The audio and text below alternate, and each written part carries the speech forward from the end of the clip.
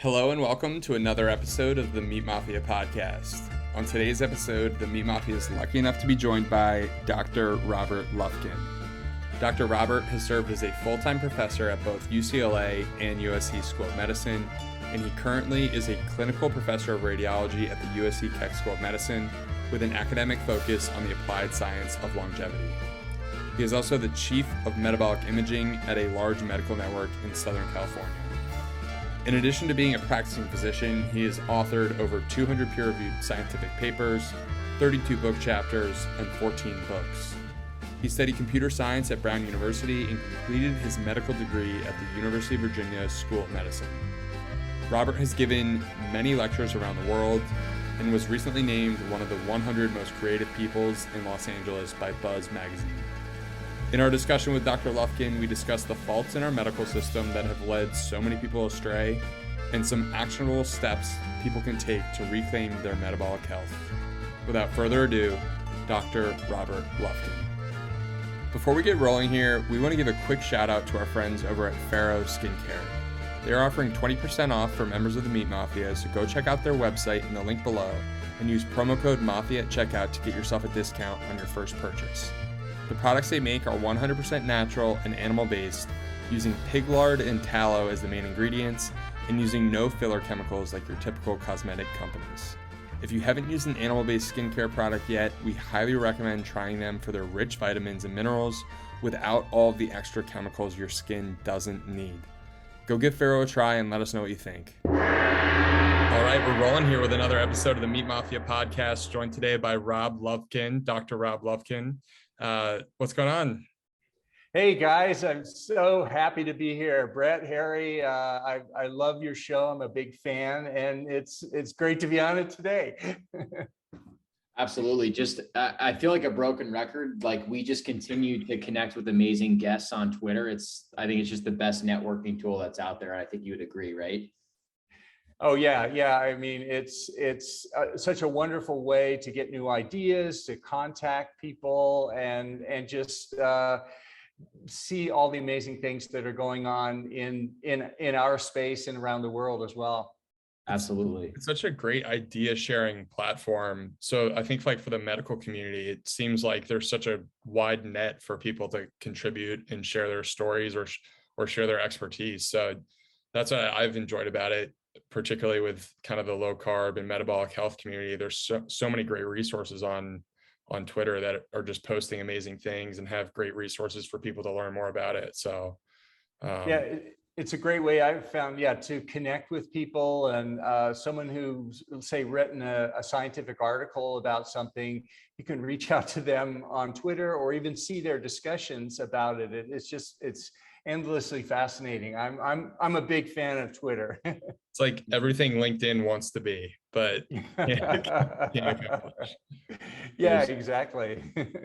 And so, Rob, you're a physician by trade, and I know you mentioned that you are a professor at USC Medical School. I know you were past affiliated with UCLA, and you have a great perspective on just the connection between metabolic disease, dysfunction, chronic diseases. We always just love connecting with physicians from Western medicine that, play a correlation to the food that we're actually eating, the dietary inputs, and how positive or negative those things can be. So I think a great starting point would just be, I think we'd love to just learn a little bit more about your background and just, what did you come across as a physician that made you think maybe the paradigm on nutrition wasn't ultimately correct? Yeah, that's a great question. I mean, if we want to go all the way back, I was fortunate to have a mom who was a dietitian, sort of a professional nutrition expert. So growing up, I was raised on the exact right things to eat according to the medical profession. So the food pyramid, all those things. So what that meant that we ate a low fat diet. We avoided saturated fats. If we went to a restaurant and had an omelet, we would have egg whites only to avoid the cholesterol in the eggs. And we would have margarine instead of butter. We would eat seed oils instead of oils like fat or lard, that kind of thing. And that's the way I was raised. And I continued to have an interest from that in healthcare and medicine. Then I went to medical school, and I loved it. And I got into my specialty was radiology, which is medical imaging, kind of X-rays, CTs, MRs, although the last few years it's now really focusing on metabolic health and longevity.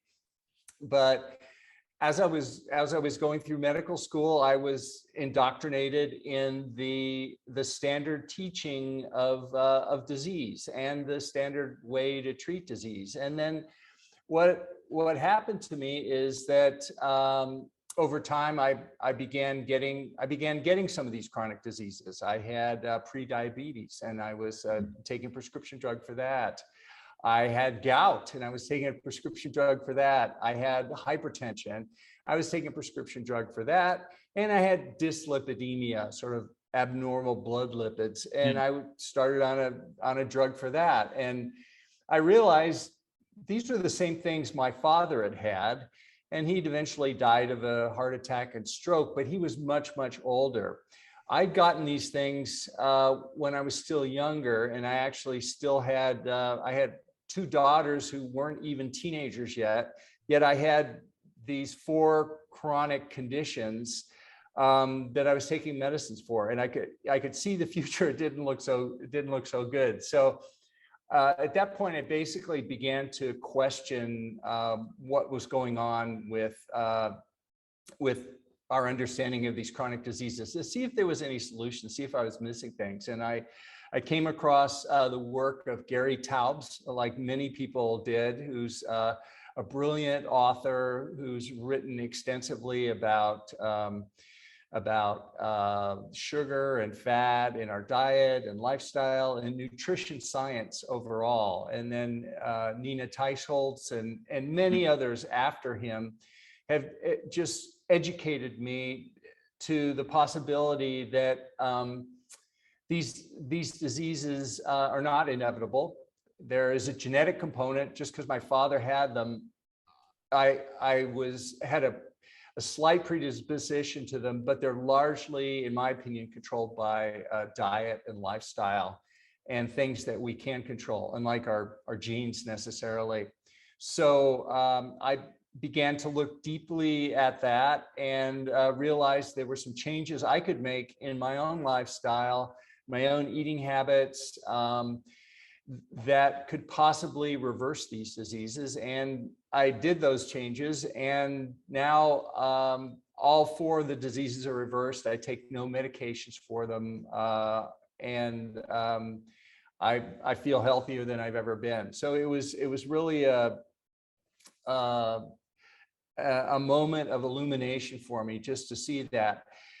Then I was noticed that the things I were doing, some of the things I was doing were not accepted by the medical profession in general, or they went against some of the viewpoints about medicine. So it forced me to really take a hard look at what was being taught in medical school to doctors and what the average public believed versus what I'd found from my own experience and talking to at least a few experts who were advocating this alternative view of health, this alternative approach to health. Anyway, long answer for a short question. Yeah. That's how we got there. Well, I think like a lot of these stories with physicians that we've spoken to, it's come out of personal experience where they've developed this voice for themselves to actually acknowledge that there's something wrong with the system itself. The contrast between what you experienced growing up with a dietitian as a mother, trying to do all the right things, and you still kind of develop these habits in your lifestyle that are obviously fueling some of these health issues that you're running into, is a really interesting one. It points to a lot of the problems that we see today, where people are trying to do the right things. They're trying to do the best things for their health, but the system itself is telling them potentially the wrong information. Is that accurate? I mean, absolutely. Yeah, you hit right on it, Harry, that there's a problem in the way that our system is set up. So for example, blood pressure, elevated blood pressure, which is hypertension, which I had, and almost 50% of adult Americans have. Either they have it or they're being treated for it. The conventional orthodox medical approach is to give drugs for it, to give antihypertensive drugs, and that's what I got. So I was given the appropriate treatment, but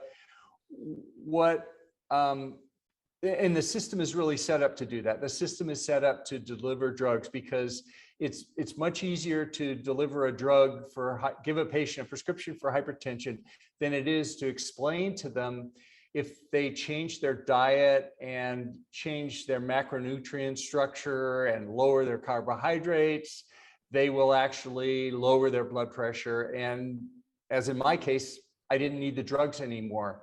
Mm-hmm. A similar situation, it really occurs with almost every major chronic disease that we face, like type 2 diabetes, which again, over half the population is either pre-diabetic or has type 2 diabetes, which, as your audience probably knows, is due to an elevation of glucose. That's the diagnosis of it in the blood.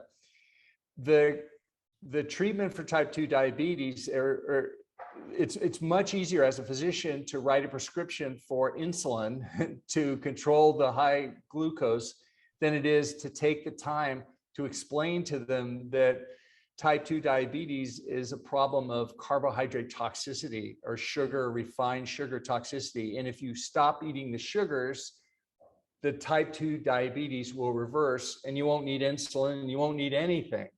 Mm-hmm. But it's a way of controlling the toxins. So as you say, Harry, the system is set up so it's easier to write a prescription for a drug or a pill or a surgery in some cases than it is to instruct people to make these lifestyle changes. The lifestyle changes can be complicated to explain, and it's not something that you can do in a 10-minute office visit, which is what our current healthcare system is built around. And there is a reimbursement for writing a prescription. If I write an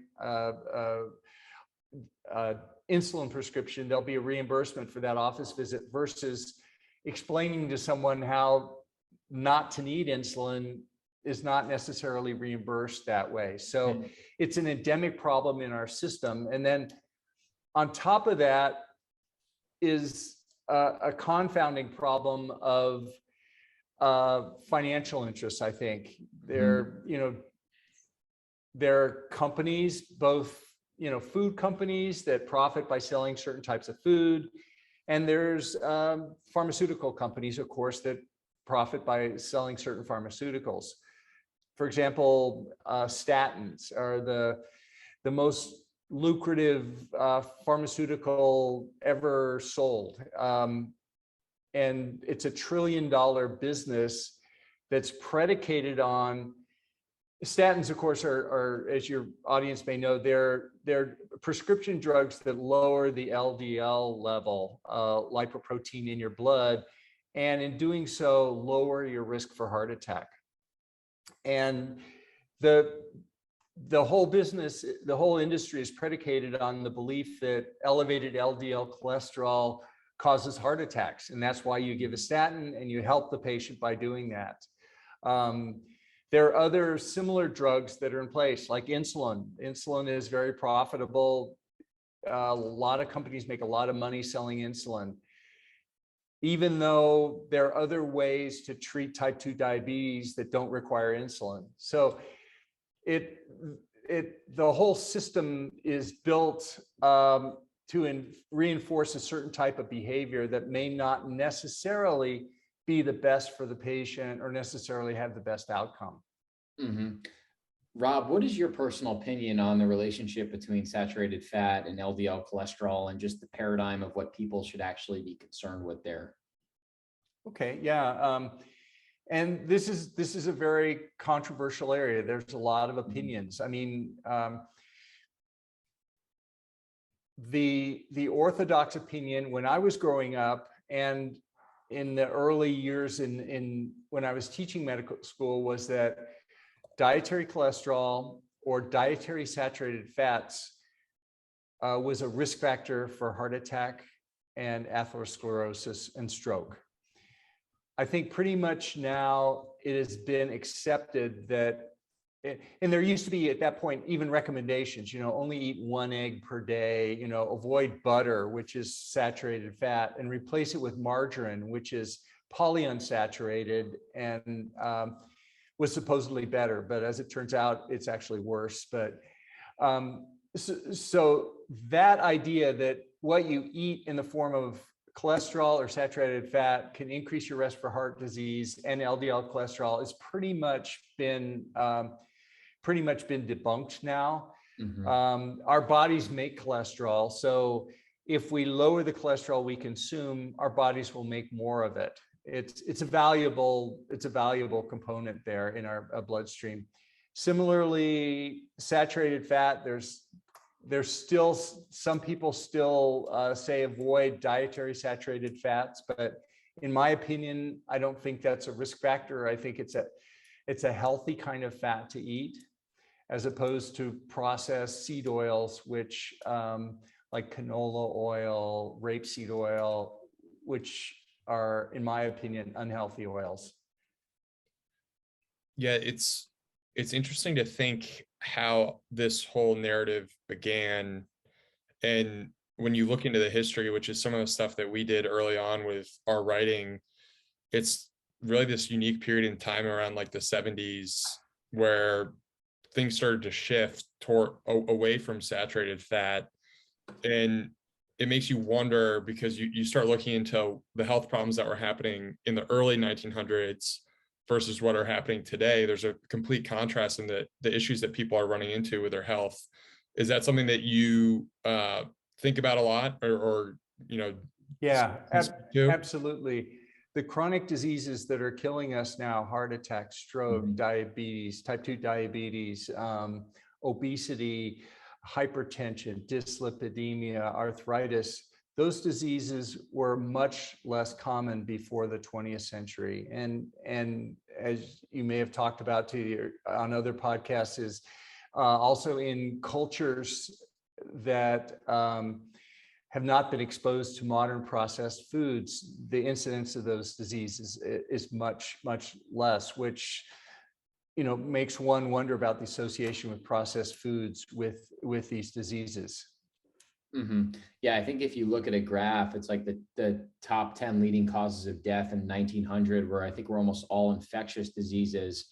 And now I think 7 out of every 10 deaths are caused by chronic diseases. And you just see the way that we've changed our food system the last 30 to 40 years. And you're like, you can't tell me that this is just a coincidence that this is all happening, right?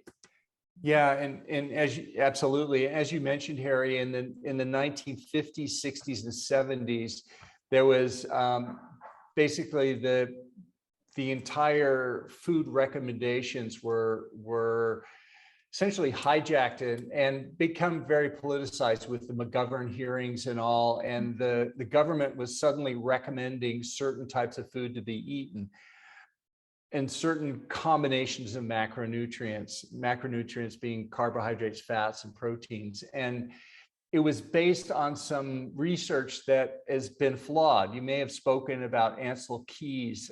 He was a nutrition specialist who worked for a while. He's famous for K rations in World War II were developed based on his work, but probably a more defining legacy is his studies that he began writing in the 50s and 60s, where he looked at 6 or 7 countries, and he looked at their saturated fat in their diets versus their risk of heart disease and heart factors like that.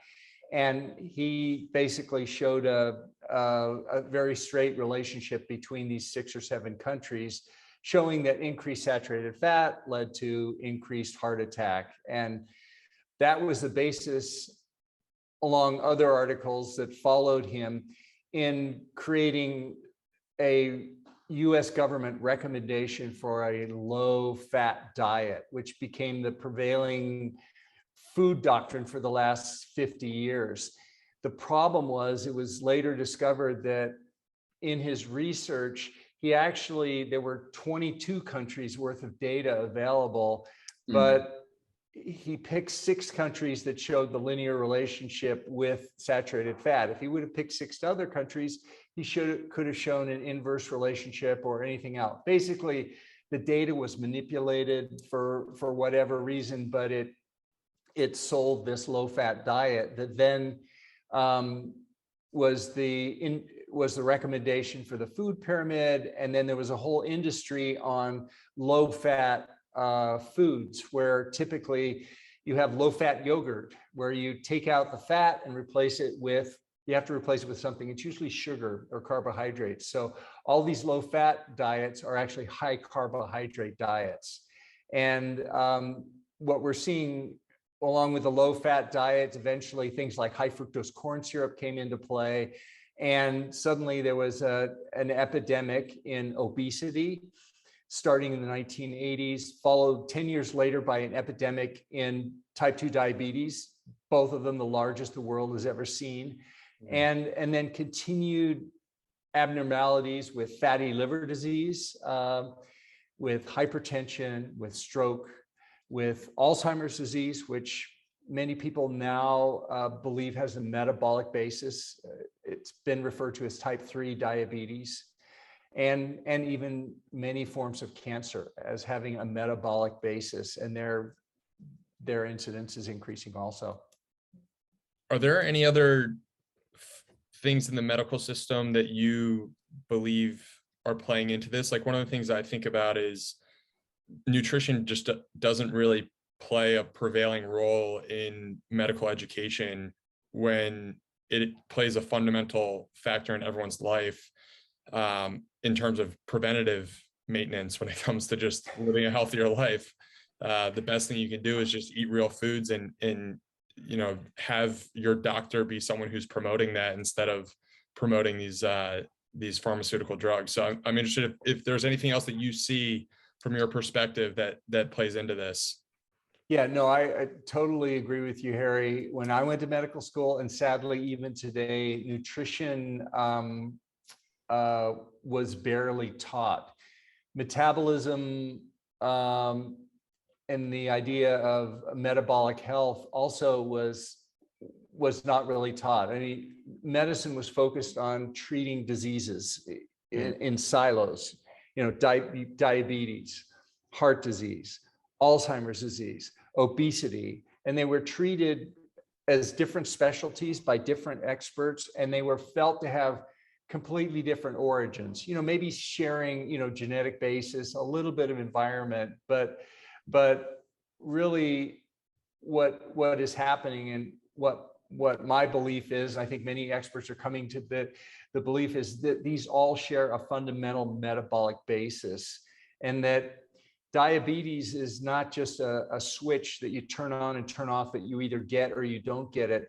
Most people are on the path of insulin resistance, which is what predates diabetes by 10 to 20 years and can be detected by fasting insulin levels.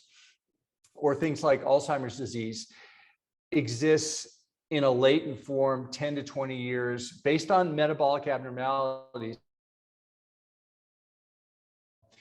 with cognitive impairment or the signs of Alzheimer's disease. So I think the real wake-up call for me was the understanding that these diseases all share a common metabolic foundation. And it's fascinating.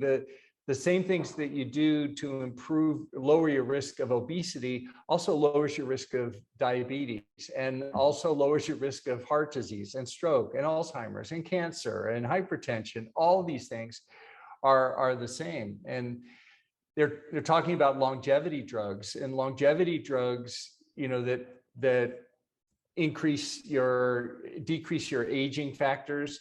Things like rapamycin or acarbose or metformin, those all act on the same metabolic nutrient systems that drive obesity, hypertension, Alzheimer's disease, and it's basically all the same process. But medicine has been focused into these silos of information that they're, in some cases, they're missing the big picture that's out there, and it's a real missed opportunity for treating people and helping patients, because the you're absolutely right. Nutrition's not being emphasized, lifestyle's not being emphasized, and it's probably more important than anything else we do in medicine. I mean, I think everybody wants to eat the right thing, and nobody would argue with that, or eat healthy, whatever that means. The problem is nobody can agree on what the right thing is, or, you know, some people, for people it's a low fat diet, for some people it's a high fat diet, and they're not the same, and they don't provide the same health benefits. And then to go back to your one point about the current medical system, if I have a heart attack and I go in and I get a stent in my blood vessel, a heart attack is narrowing of the blood vessels to the heart, you know, and the blood, not enough blood gets there. The treatment for a heart attack today is to go in and give a person a stent, which is it's like a tube. It sort of widens up the blood vessel that restores the flow to your heart. Everyone gets that and they think, wow, they treated me for my heart attack. But the reality is, all they did was open up your blood vessel. It doesn't change the underlying disease. In other words, all your blood vessels are continuing to be sick, and they're going to get sicker and sicker. And the stent doesn't actually change your overall survival rate at all. You haven't done anything of the underlying disease.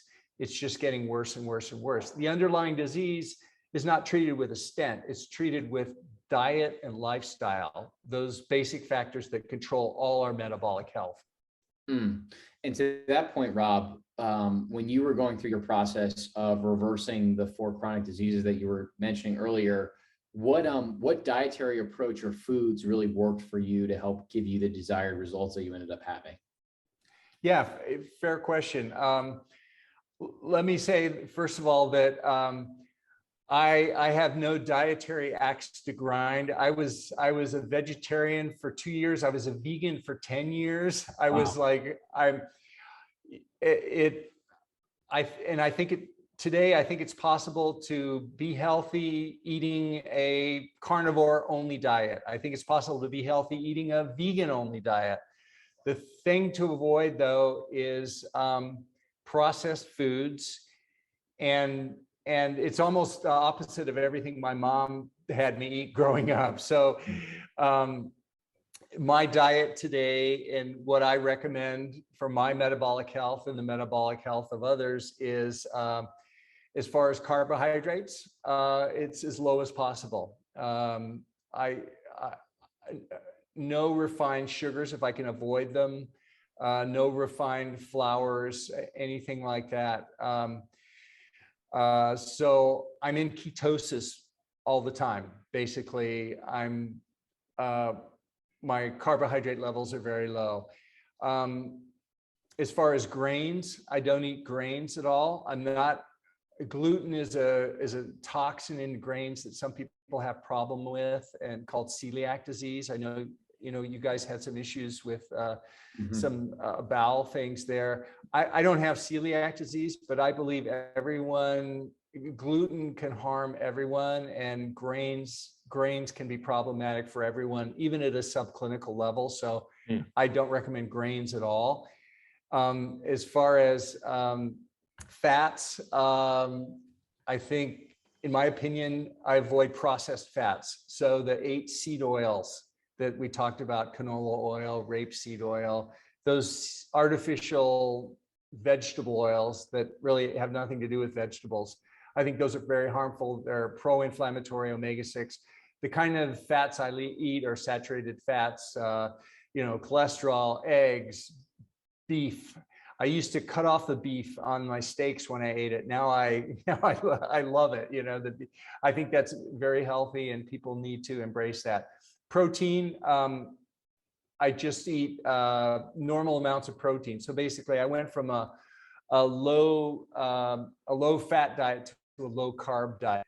And the other one thing I do, in addition to the diet choices of what I eat, it's also when I eat. I think there's a real advantage in letting the gut rest. I think any food in the gut, even if there's no grain in it, is pro-inflammatory. Our guts leak all the time, whether we have full-blown leaky gut or not. So anytime we eat things, things called lipopolysaccharides, which are toxins, get into our bloodstream, as well as other things from the food. So I try to eat one meal a day. So I eat my dinner with my kids, and then breakfast, lunch, I just have black coffee. I don't eat anything other than that. So that, in a nutshell, is my dietary plan.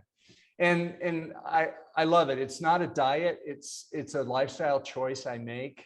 And I've only been doing it for 2 years now, but I love it. I have energy. I exercise fasted, obviously. I just saw on Twitter a bike race that someone was doing. You may have seen that they're doing a 5-day bike race, which is great. But the interesting thing, all the people are fasting the entire 5 days. Wow. And they're doing, they're wearing CGMs, continuous glucose monitors, and they're monitoring their, all their levels, and they're doing fine. We don't have to eat every day. We don't have to eat, every week even necessarily, depending on how much subcutaneous fat we have, at least in my opinion. Yeah, we've had a few really interesting guests on, Zach Bitters and then a friend of ours, Kanza, and both of them are endurance athletes who have really thrived on low carb for similar and different reasons, but they are, case in point, you can do these longer endurance races. I think if you have a methodical approach about it and your body's used to it, you can definitely do some of these endurance races and prove that you can do it on a low carb diet. Rob, one of the things it's important to get that message out that you can do that, because there's this belief about carbo loading, and I need, I'm going to run something, I need to load carbs, and that needs to be, clarified or defined from these experts, like you say. Yeah. Rob, one of the things I wanted to ask about your story, so going from vegetarian to vegan, and then now more of a whole fats, real foods diet, is obviously one that's pretty unique. You've kind of seen a little bit of everything. What would you point out about each phase of your transition that was different? Like, did you feel a lot of resistance when you were eating a vegetarian vegan diet because you weren't getting certain nutrients, or was there more like, I guess, kind of like that, you're saying like you enjoy what you're doing now, you enjoy what you're eating, it's a lifestyle. Did you feel like you were more on the diet when you were eating vegan and vegetarian? Yeah, it's hard to say. I mean, like I said before, I don't really have a dog in the game. If you tell me that drinking Coca-Cola is the best thing, I will I'll have a Coke diet, wherever the science leads me. But and back then it wasn't really the science. I was just kind of experimenting with things. But I have to say, when I was vegan, when I was vegetarian, I didn't have the knowledge that I have now about the harm of processed foods, and at least my knowledge of the food groups and everything. So I was basically a junk food vegan. So it was high carb. I was eating rice and then some just out and out junk food stuff. So I was not eating healthy, and at the end I didn't really feel that well necessarily. But it's hard to say, because I know there's some issues with choosing a vegan lifestyle. You have to make sure that you get all the nutrients and all the vitamins, and it can be tricky with that lifestyle. Whereas with carnivores, it's really not. You could be fine that way. Yeah, that's definitely one of the things that we talk about a lot. We've taken to the approach of trying to bridge the gap between what's happening at like the very fundamental level of the real food system. So like you can even eat beef. Like we have a story where we went out to this farm in Texas called Rome Ranch, and it used to be the soil that this couple bought, this land, it used to be conventionally raised. So they were using all these chemical fertilizers on the land, and the land was completely void of all the rich nutrients that you needed to grow all the grasses that would have been on the land. So then when they tested their bison, initially when they started grazing on the grasses, they realized that the bison meat was deficient in all the same things that the soil was deficient in. And so like, even though the carnivore diet does lend itself to you having all the nutrients that you need, there's still an information gap there that's like, if you are buying certain from certain sources, you might still not be getting all of the balanced nutrients that you need. And so I think that information is really valuable to understand, because it goes into the whole conversation that we're having around the system needing to have better information out there. And there needs to be changes made across the spectrum of just food and the healthcare system so that people can get the nutrients they need. Yeah, that's a great point, Harry. It's one level to say, okay, I'm going to eat some vegetables and I'm going to eat some beef, and it's not going to be processed food. But there's a whole nother level that you're highlighting that I think a lot of people don't appreciate, that needs to be addressed at some point, is that, well, yeah, the vegetables, if they were grown in a nutrient poor soil, and they're not going to contain the nutrients. And same thing with the beef. If the beef was fed on corn, and that's all it got, or corn oil or refined things, the beef is going to be deficient too. So now it's not enough just to avoid the processed foods. You could eat what seem to be healthy things, but if they're not sourced the correct way, and I know that's one thing you guys are working on with the great work you're doing, is getting at the quality beef and quality other food products that contain the right micronutrients, and that's so important. Yeah, we spent a lot of time talking about that almost hyper localized approach to eating, and I feel like everyone's on their own journey and they have their own process. Like when I was going through the process of healing from ulcerative colitis, like my budget at the time, and also just a lack of awareness, I was eating meat from a lot of red meat from the supermarket, which was fine. And it still helped me achieve my goal of kind of curing this chronic disease. And now I'm at a point now, just from an awareness perspective, knowledge perspective, also just financially being able to go to the local farm or farmer's market, connect with them, and know that I can be buying the best quality food for myself and my family. And I do notice, a massive difference in just the way that I feel. And you're also just incentivizing a great system where it's, that your dollar is going right into your farmer's hand. They're incentivized to provide you with the best quality food possible. It's just like the incentives are driving all the right behavior there. So we really do try and talk about that a lot. You guys know of any biomarkers that, because I totally agree with what you're saying. It's so important. I wonder if there's any that for people who are really interested in this, they can check, when they're eating meats from a certain source, let's say from the, from the Kroger's or whatever, the Safeway, they check these biomarkers, then they go get, grass-fed beef, locally sourced, and they check that. Are there any things you could follow that indication? I mean, it's certainly, we know it's better for people. Are there any markers or anything you can follow on that you've heard anyone doing? There are a few people who are working on building some companies that will do this sort of testing. I think it's just still that early where it's not readily available, but we know of a few people who are working on the ideas around being able to test different types of beef, because to your point, not all beef is created equal. There's a guy, I'm blanking on his name.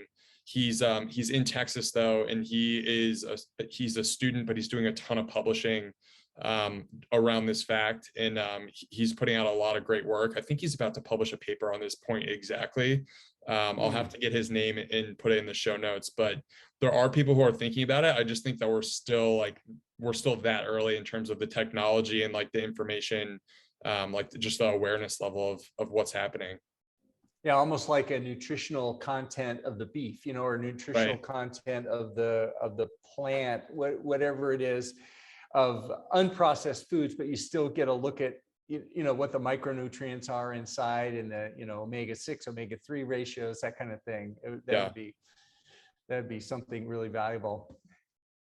It's a great idea, and it takes the guessing out of it, right? Just to know, hey, if your budget only allows you to afford the corn finished meat in a supermarket, just to have that awareness and the peace of mind to know that you're still getting good quality micronutrients, that information is invaluable. Rob, one of the things that I was curious about, are you very particular about making sure that you hit like a certain number of like grams of fat per day if you're doing one meal a day? Do you think about like hitting certain numbers of fat to protein and all that? Yeah, I mean, I like to quantify stuff. I mean, I wear a CGM once in a while, a continuous glucose monitor to get feedback there. I use a breath meter for looking at ketones every once in a while to follow that. So I check my labs once a month, my blood work, so I'm on top of that. Having said that, sadly, I do not follow my macronutrients really. I kind of eat. I mean, I'm not counting calories for sure. I pretty much eat to satiety, however much that is, and that seems to work okay so far. And yeah, so the short answer is no. I don't try and hit certain amounts of fat or anything. I mean, I tend to try to balance things, so I'll eat a little, so I don't eat the same thing every single meal, every single, each day. But other than that, I don't really quantify it. No. Rob, one of the things that I think about is if this is all going to change for the better, where people feel empowered, where they have the knowledge, where they're actually eating the right foods, we need to have the right tools in place to give them the information and let them kind of self-experiment in some ways. The CGM is an amazing tool for that. I think that you also mentioned the breath ketone monitor, but I do think that kind of the pharmaceutical model disempowers the individual in a lot of ways. Almost an upside down pyramid. Whereas if you want people to be healthy, they need to have the knowledge and the tools to go about and make the choices for themselves. So is there anything like that you've learned through using a CGM or any other tools out there that you would recommend people test out? Yeah, well, the CGM, sadly, in this country, we need a prescription for it. And that's really, that's a shame. That really needs to change. And but if people want it, they can usually go to their doctor and get a prescription for it. And also there are several models out there. One is called a Libre, and they've just announced, in addition to glucose, they're going to add ketones and lactate on it in real time, which they announced it at the Consumer Electronics Show in January. When it's going to hit the market, we're not sure, but at least they're talking about it, so that's good news. Apple Watch, they keep teasing the glucose detectors on the Apple Watch, and it's a little different than the glucose monitors in your arm, which are interstitial glucose that they put a painless little probe into your skin. The Apple Watch works with Raman spectroscopy, and they have patents on that, and so does Android. So they're both working on that. That will be huge once everyone starts seeing their glucose in real time on their watches or their devices like that. But I'm totally into using devices to give people feedback, and myself included, on the choices I'm making with my life, because I think if I see the dial move on something, it will make me double down on whatever I'm doing. If I need to do certain foods or certain behaviors, it really helps. So at least for me and for many people, I think the feedback is really important. Not only the monitors, the real-time monitors, which are great. Also, I do things like imaging studies, like, because I'm in radiology, but they're available to anybody. Things like for people older than you guys, but probably 40 up, calcium scores, looking for heart disease, which is a simple CT test. You can do brain volumes with MR that will identify hippocampal atrophy. The hippocampus is a part of the brain that controls memory. So in Alzheimer's disease, the hippocampus gets much smaller, but you can see changes in that structure 10 to 20 years before Alzheimer's occurs. And there are lifestyle changes you can do that will reverse the hippocampal changes. So that sort of feedback can also drive lifestyle benefits. So I'm a huge fan of more is better as far as information and feedback to people, because I think it helps them choose the right thing in their lifestyle choices. Mm-hmm. Rob, I saw a statistic yesterday that really surprised me because you mentioned that you were pre-diabetic at one point, and I think you had said how 1 in 3 Americans are pre-diabetic, which is like 84 million Americans or something like that. But apparently 80% of people that are pre-diabetic aren't aware that they're pre-diabetic, which I thought, I mean, it was a shocking stat, but it's like, it's probably not incredibly surprising. Do you think that's just a lack of awareness around nutrition? Well, I think it's, yeah, I think it's a really, really good point. Probably one of the most important things that diabetes is diagnosed by an elevation in your blood sugar, right? The American Diabetic Association has criteria, certain level, above a certain level on a fasting glucose, you're diabetic. Above a lower level on a fasting glucose, you're called pre-diabetic. And then you can do HA1C, which is a hemoglobin measurement that reflects glucose also. But so there are a few things that measure glucose, but they all will give you a diagnosis of diabetes or not diabetes. The problem is, it's almost conceptually thinking of diabetes as a disease of glucose. It's really not. Diabetes is a disease of insulin that manifests as increased glucose. What does that mean? Well, in type 2 diabetes, is something called insulin resistance. Have you guys talked about that on your show? Yeah, with Dr. Phil in particular. Yeah. Oh, yeah. So, yeah, Phil Ovadia, Dr. Ovadia talks about, insulin resistance, and it's a huge concept. It's just where the body's response to insulin is a hormone that removes the sugar from our body so that we're not harmed by it. So the insulin resistance is where we respond less and less to the insulin over time. And insulin resistance occurs with aging. Everybody gets more insulin resistant the older they are. What happens with type 2 diabetes, which is insulin resistance, and which is 90% of what diabetics are in the world today, is the insulin keeps going up and up and up and up, and the glucose is controlled by the insulin.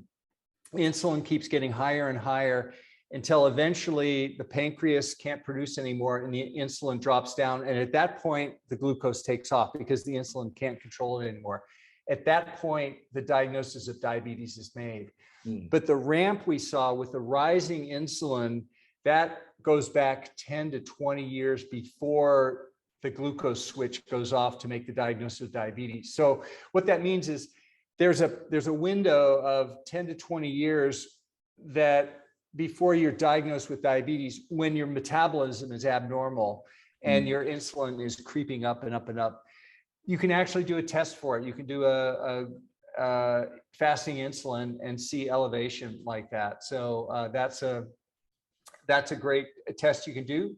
Unfortunately, most doctors don't test fasting insulin. It's just not on their radar, but it's a inexpensive, easy test to do.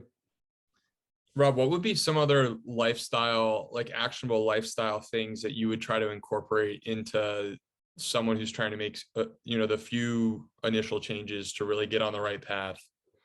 Sure.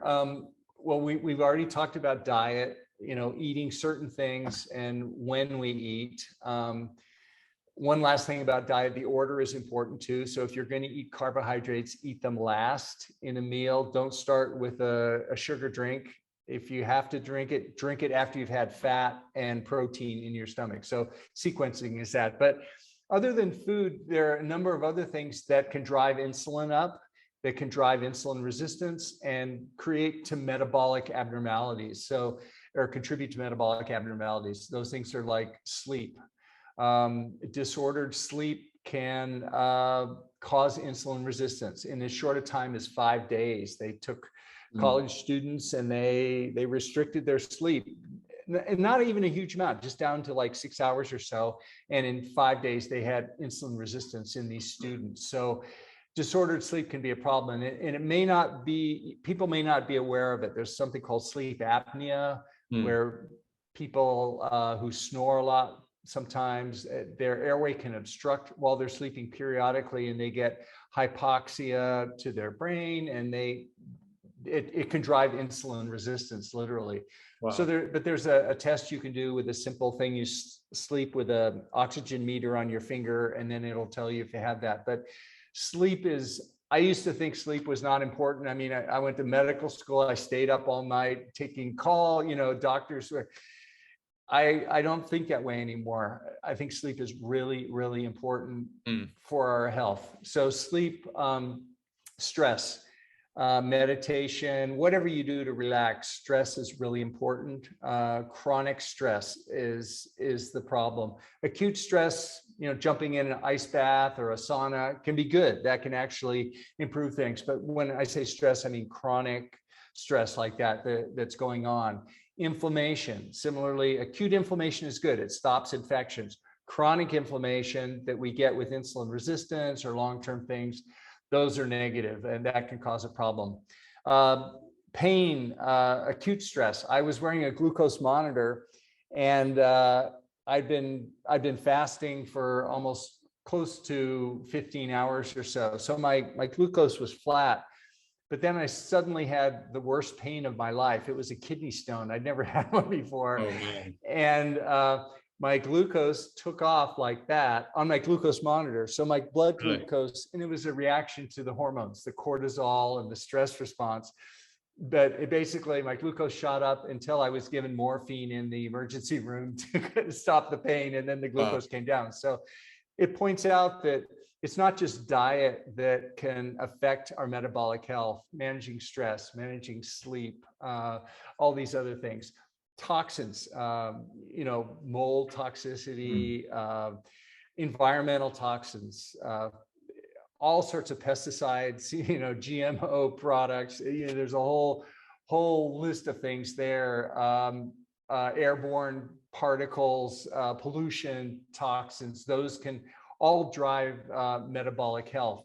And then lastly are deficiencies.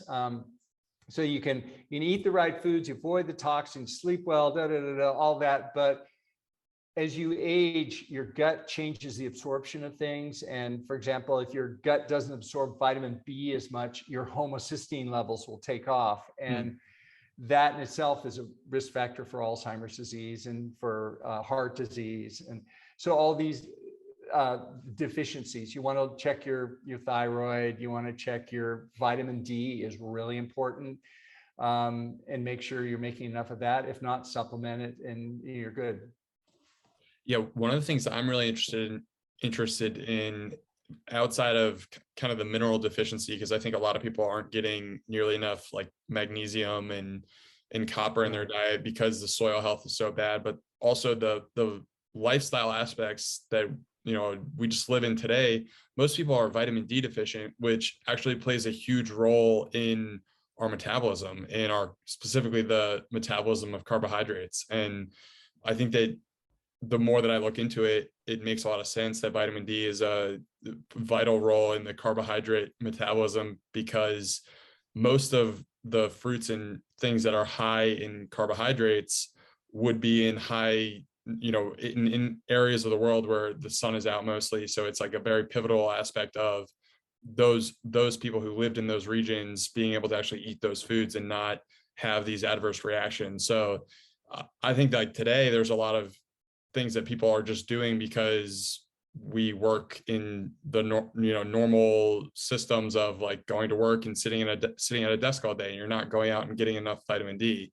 And really all you need is like 20 to 30 minutes, and generally you're getting it. But it's one of those things where people are almost, I don't want to sound like a complete like lunatic, but it's like we're just kind of set up to fail in a lot of ways, just because the system is the way it is.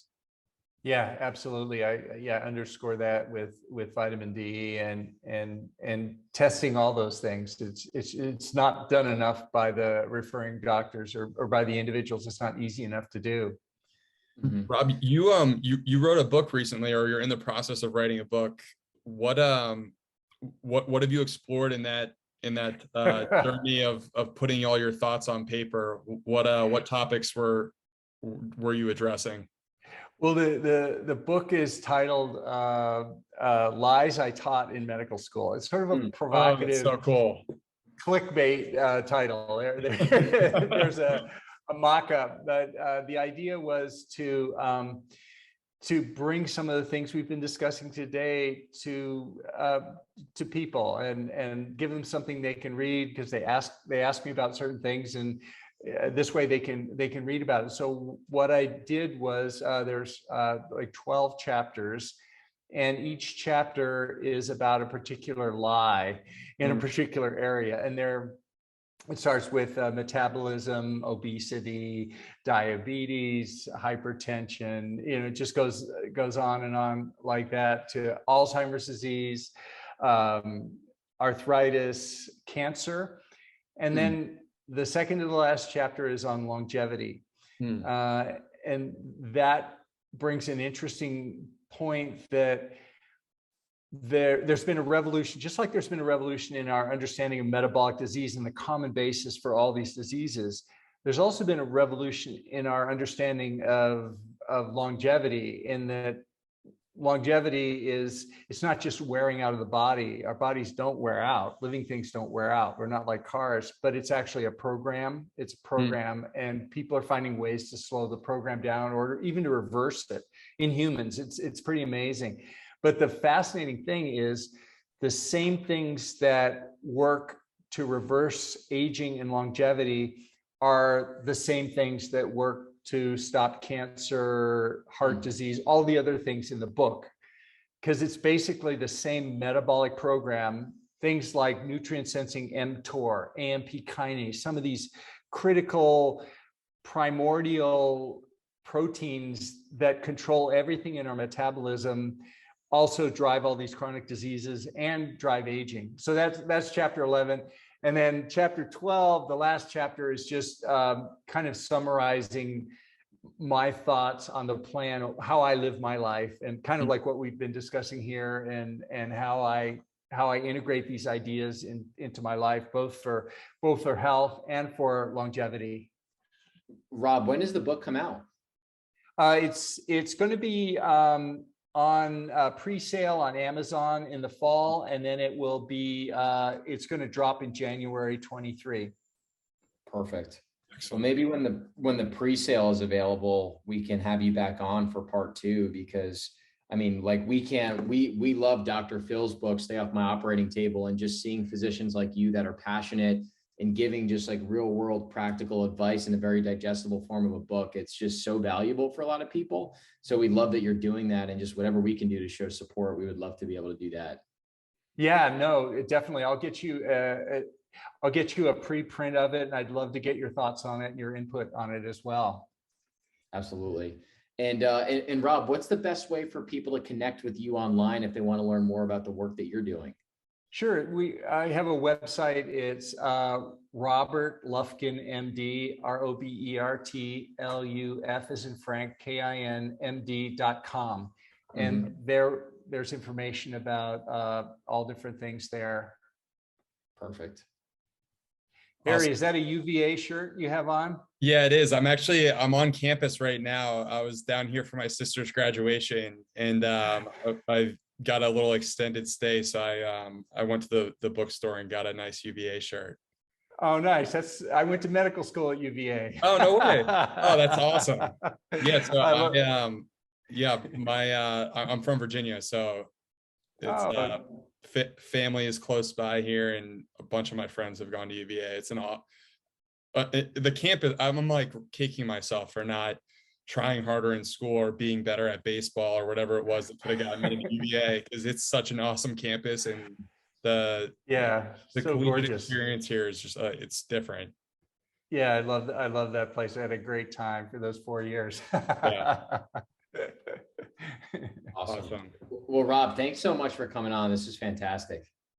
Yeah, well, thanks so much, Brett and Harry, for the work you're doing with this podcast. It's fantastic, reaching out to people and everything. And also, I want to get you on my podcast as well, so we can get more into your story. And I'm really looking forward to that. But thank you so much for having me today. I appreciate it.